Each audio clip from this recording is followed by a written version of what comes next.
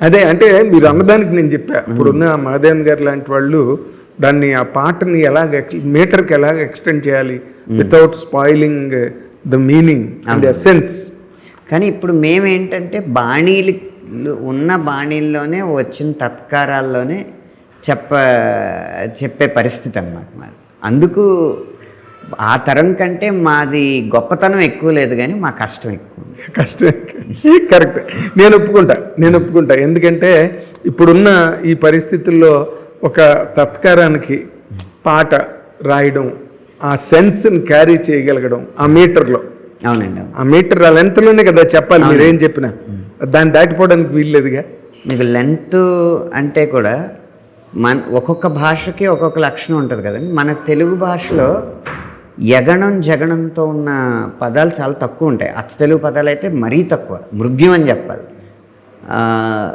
ఇందులో అలా ఒక యగణం వచ్చింది, తనన్న తనన్న తనన్న తనన్న అని వచ్చింది. అప్పుడు ఏం చేశానంటే అక్కడ సెంటెన్స్ పూర్తి చేసేలా కాకుండా 2 పదాలు తీసుకొని ఆ తర్వాత వీలుగా ఉన్న తత్కారంలో సెంటెన్స్ పూర్తి చేశాను అనమాట. బెరుగ్గా బెరుగ్గా ఇరుగ్గా ఇరుగ్గా పాతేసుకోకోయలా అని అక్కడ తీసుకున్నాను. అదేలేండి.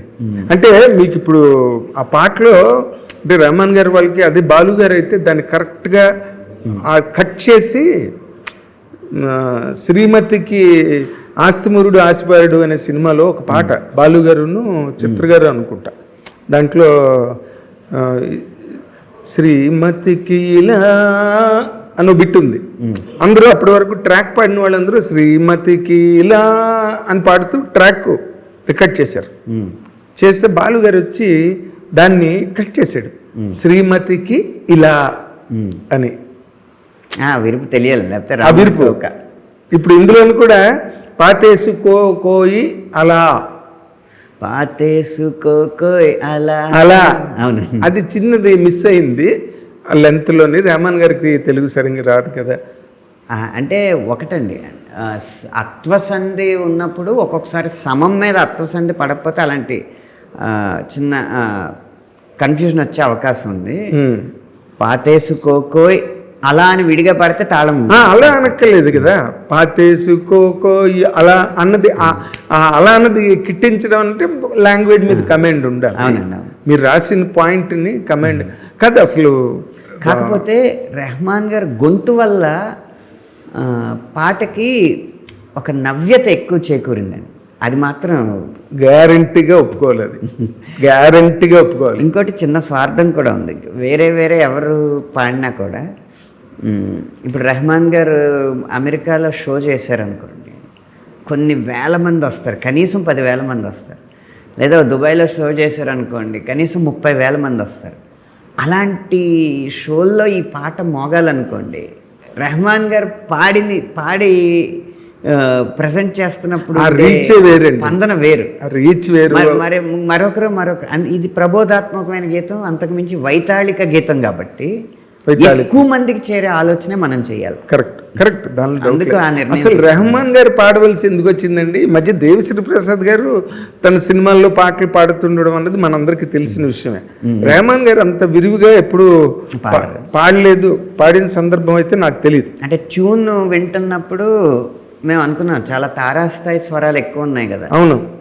మండే గుండె నీలో లేదంటే కాలు చెయ్యి ఉన్నా లేనట్టే, ఈ లైన్స్లో సాధారణంగా ఇప్పుడున్న ప్రొఫెషనల్ సింగర్స్ ఆ నోట్స్, ఆ స్కేల్ పాడడం ఆ నోట్స్ రీచ్ అవ్వలేరు.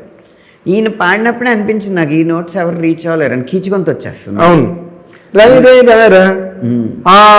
అంత సౌండ్లో ఉంటుంది అది. అవునవును, రై రై రారా ఎత్తుకోవడమే high pitch scale, different scale అండి అది. 2 శృతితో మరి ఏంటో నాకు తెలియదు. శృతి డి అండి. అలాగే 2 పల్లవి తిరిగి వచ్చినప్పుడు రై రై రారా రై రై రై రారా హద్దేలేని తీరై రారా, ఆ సస్టైన్స్ హై నోట్స్లో ఉన్నప్పుడు అందరికీ అది రీచ్ అవ్వదు. ఈయన సహజంగా ఉన్న, ఆయన గొంతులో ఉన్న శృతిలో సహజంగా చేశారు కాబట్టి ఆయనకి రీచ్ అయిపోయింది. ఆయనకి మళ్ళీ లో నోట్స్ ఉంటే రీచ్ అవ్వకపోవచ్చు. అలా ఒక గాత్ర ధర్మం ఉంటుంది కదా, మామూలు ప్రొఫెషనల్ సింగర్ పాడితే ఆ నోట్స్ రీచ్ అవ్వవు అని ఒక ఇది. రెహమాన్ గారు పాడితే ఉన్న నవ్యత మిగిలిన గొంతులో రాకపోవచ్చు అన్నట్టు అందరం కలిసి తీసుకున్న నిర్ణయం. అది కాదు, ఎవరు ప్రోద్బలం చేశారండి రెహమాన్ గారిని పాడమని? మీరా, బుచ్చిబాబు సన్న గారా? బుచ్చిబాబు గారిని గిల్లాను నేను ఎక్కువ. మీ గిల్లుడేనా? ఆయన దాన్ని ఎక్కువ అంటే, కానీ రెహమాన్ గారే పాడాలన్న నియమం కాదు, ఇంకో 2 గొంతుల్లో ప్రయత్నించారు కూడా. ఎవరండి వాళ్ళని? అంటే వాళ్ళని అవమానించలేదు నీకు. ఇంకొక 2 గొంతులు నాకు తెలిసి 2 గొంతుల్లో ప్రయత్నించాక ఒక నిమిషం బాగుందా అనుకున్నా కూడా మళ్ళీ రెహమాన్ గారిది వినేటప్పటికీ ఆ పోలికలో ఈందే బాగుందని చెప్పి అది ఉంచారు. ఆయన ఎంతో సహృద్భావంతో వేరే గొంతులు కూడా ప్రయత్నించండి అని చెప్పి ఆయనే పాడించారు. ఇప్పుడు ఆయన రేంజ్కి ఏముంటుంది ఆయనకి కదా, మీరు కోరడం వల్ల ఆయన పాట. కానీ ఆ పాటలో బిగినింగ్ ఉంది చూసారా, కొండవీటి దొంగల పాట, ఫ్లూట్, మన ఫ్లూట్ శుభలేఖ రాసుకున్న పాట ముందు బిట్టులాగా నాకు చాలా యాజిటీజ్ లాగా అనిపించింది అనమాట. అంటే ఒక్కొక్క ఇన్స్ట్రుమెంట్కి ఒక్కొక్క నుడికారం ఉంటుంది కదా. ఇప్పుడు మోహన్ రాగాన్ని ఎక్కువ గాంధారంతో స్టార్ట్ చేస్తారు. అవునండి. అలా ఒక్కొక్క ఇన్స్ట్రుమెంట్కి ఒక్కొక్క నుడికారం ఉంటుంది. అలా మౌంటైనియర్ ఫ్లూట్కి అది ఆ ఎత్తుగడ అనేది సర్వసాధారణంగా మీకు మేఘాలయ తాకింది హై లస్సాలో కూడా ఉంటుంది. అవును, ఫ్లూట్కి అలాంటి ఎత్తుగడ. అవును అవును, అది అలాగే ఉంచాలి. గుడ్. ఏదైనా మంచి ఒక అనుభవం, నిజంగా ఇది ఒక గ్రేట్ ఎక్స్పీరియన్స్ అండి. అంటే రామ్ చరణ్ గారి అభిమానులతో పాటు, మెగాస్టార్ చిరంజీవి గారి అభిమానులతో పాటు, జనరల్ సాహిత్య అభిమానులు, సంగీతం అండ్ అభేరి రాగంలో అంత గొప్ప స్ట్రోక్. అవునండి, అవును. మీకు ముఖ్యంగా అభేరి రాగం 2 చరణాలకు ముందు వచ్చే 2 BGMs, ఒకటి వైలెన్ సోలో, ఒకటి మ్యాండ్లిన్ సోలో ఉంటుంది కదా, రాగంగా అలాగా ముద్రించబడతాడు మన హృదయాల మీద. పాటలో అక్కడక్కడ అబేరి ఛాయలు కాకుండా నటభైరవి ఇలాంటి మైనర్ స్కేల్లో ఉన్న రాగాలు అన్నిటినీ టచ్ అయినట్టు అనిపిస్తుంది. కానీ ఈ అభేరి రాగం మాత్రం ఆ ఇన్స్ట్రుమెంట్స్ సోలో ఇన్స్ట్రుమెంట్స్లో మనకి చాలా అసలు ఎంత ఆపాత మధురంగా ఉందంటే ఆ ఇంటర్లూడు. అదే బింప్లస్ is a super duper hit రాగం. 1,00,000 పాటలనే వచ్చుంటాయి. ఘంటసాల గారి డైలాగ్ తెలుసు కదా, 4 రాగాల్లో ప్రయత్నిద్దాం, కొత్తగా ట్రై చేద్దాం, లేదు మన బింప్లస్ ఉండనే ఉంది. కానీ ఎన్ని పాటలు చేశాడు ఘంటసాల గారు, రాశారు, 2 పాటలు చేశారు. గుట్టుగా రేతరమ్మల నడుమన్ పాట, చదువుకున్న అమ్మాయిలో పాట, భార్యాభర్తల్లో.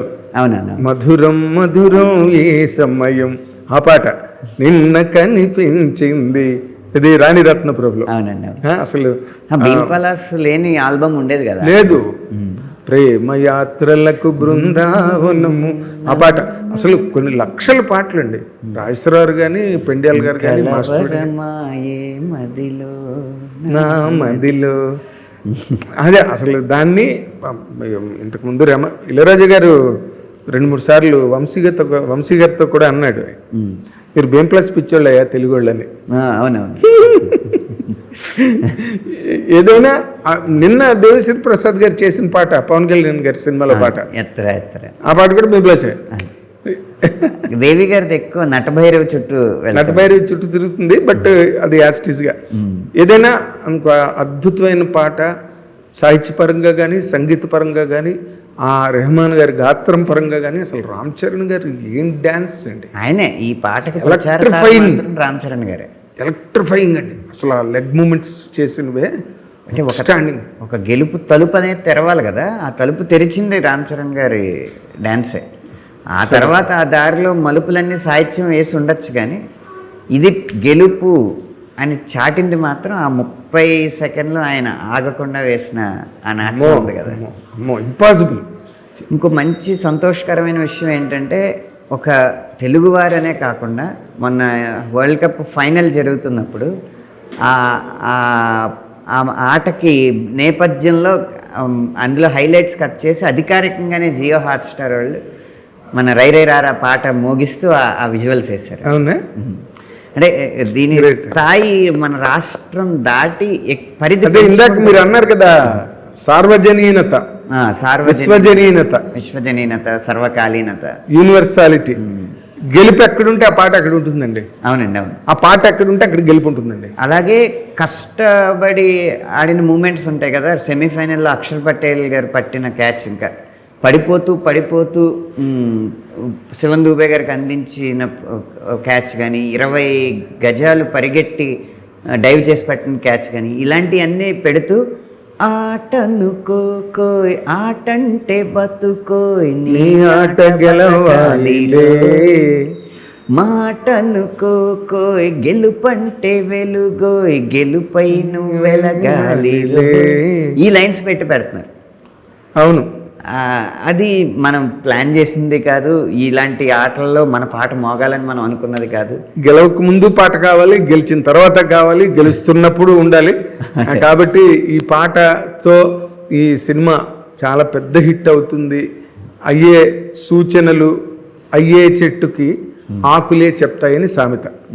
హిట్ అయ్యే సినిమాకి పాటలే చెప్తాయి. గొప్ప మాట అండి. ఆ ద్వారా మా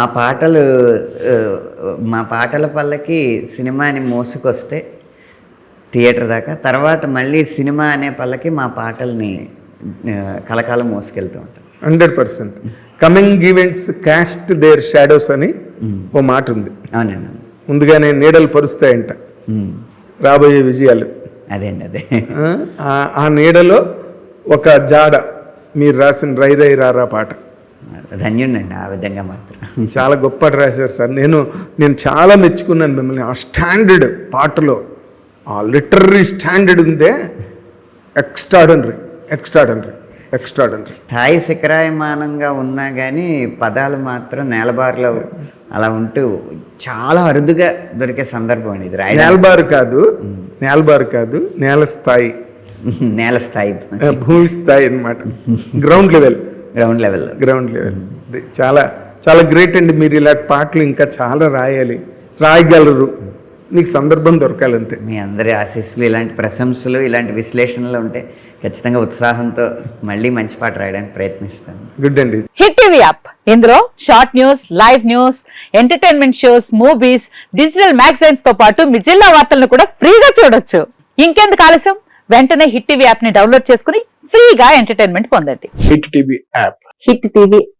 please download hit TV app. Hit TV app ని ఫ్రీగా డౌన్లోడ్ చేసుకుని ఎంజాయ్ చేయండి. మీకు నచ్చిన ఎంటర్టైన్మెంట్ కోసం హిట్ టీవీ యాప్ ని ఫ్రీగా డౌన్లోడ్ చేసుకుని ఎంజాయ్ చేయండి. హిట్ టీవీ యాప్ ని డౌన్లోడ్ చేసుకుని ఆస్వాదించండి, ఆశీర్వదించండి. ఇంతమంది సెలబ్రిటీలు హిట్ టీవీ యాప్ ని డౌన్లోడ్ చేసుకోండి అని చెప్తున్నారంటే ఎంత మంచి యాప్ ఆలోచించండి.